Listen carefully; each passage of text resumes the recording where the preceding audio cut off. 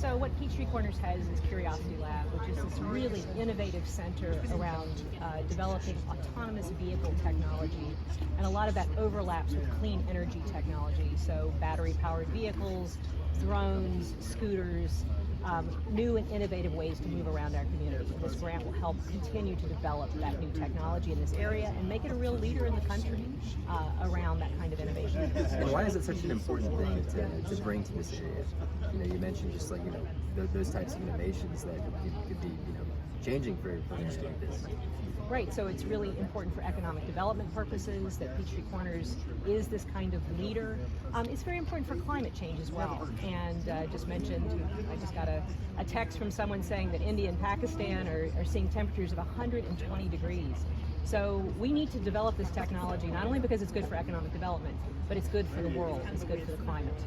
And I also heard you guys mention that you had spoken to former Mayor Bourdeax about you know, what's going on down here. What did he have to say about it? Oh, he loves this stuff, right? So we brought him to Curiosity Lab last year, and he came and he got a tour of all the different technology that they're piloting here. How does your ability to bring home these sort of earmarked, these grants help with your re-election campaign? I think it's very important, right? I deliver for this community, and I care deeply about it. This is one of many, many different projects that I'm delivering. We had $5 million worth of projects that we are delivering this round, and we just made a request for another $13 million. I got to ask you about the draft opinion that leaked last night, the Political published. How do you think that affects the Democrats' midterm message? Does it give Democrats a unifying, something to sort of rally around? So this is the leaked decision about Roe v. Wade. I think it reiterates how high the stakes are for everyone in these elections, and you know, women are going to lose the right to choose in Georgia. We know Georgia's already passed a ban after 6 weeks, the quote-unquote heartbeat bill. It is devastating for women's health. It is devastating for women's futures if we don't have choice.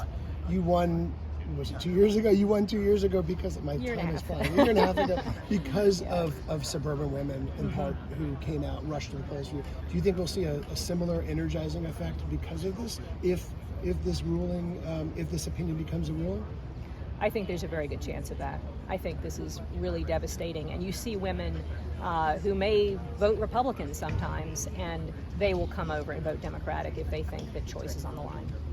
Talk to me specifically about some of the specifics of what's going to do with this funding for the Curiosity Lab.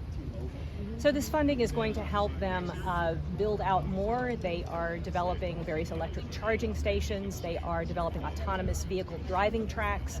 And one of the things to know about that is this is an important transit alternative for our communities. What I can envision is we just have loop buses that run around our communities. They are electric, and you can just, you know, go into an app and have it come to you, and it will show up and then take you where you want to go in your community. So I think this is very important for addressing climate change, and this is just this wonderful innovation that they're working on here. And you keep talking about it's not just about Peachtree Corners, but you're talking about the world and globally. Talk to me a little bit more about that. So what I think a lot of us want to see is Georgia really be a leader around the green economy. We have SK Industries, we've got Rivian coming in, and this is a piece of that. We want to be on the forefront of the green economy for the 21st century. And that's why I really want to support these kinds of technologies. I also got a grant for the water tower, another really innovative area of economic development in Gwinnett. And so that's what we want to see, that's what we want to build on, and that's what I want to promote. Real quick, constructive engagement is definitely an underlying theme for the work that you're doing. Just describe how important that theme is, not only for what's going on here, but in some of these other critical areas.